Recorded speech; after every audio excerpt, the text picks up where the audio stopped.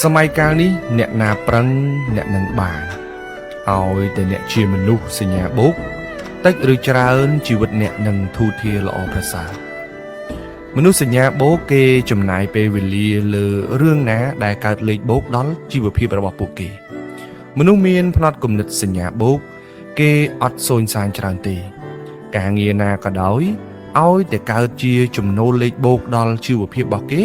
ពួកគេនឹងចំណាយពេលវេលាធ្វើវាភ្លាមដោយអត់មានរុញរាទេមនុស្សចម្ពោះនេះគឺអត់ចេះខ្មាស់អៀនទេហើយក៏អត់ចេះសូន្យសាញដែរឃើញអ្នកខ្លះធ្វើដល់តារាល្បីធ្វើដល់ការងារតំណែងធំតែនៅឆ្លៀតលក់អនឡាញលក់ដូរតាមផ្លូវហើយមនុស្សចម្ពោះនេះគឺចង់មានចង់បានមែនតើ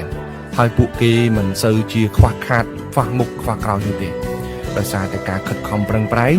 និងការចំណាយពេលវេលាចំគោលដៅទៅលើអ្វីដែលពួកគេចង់បាន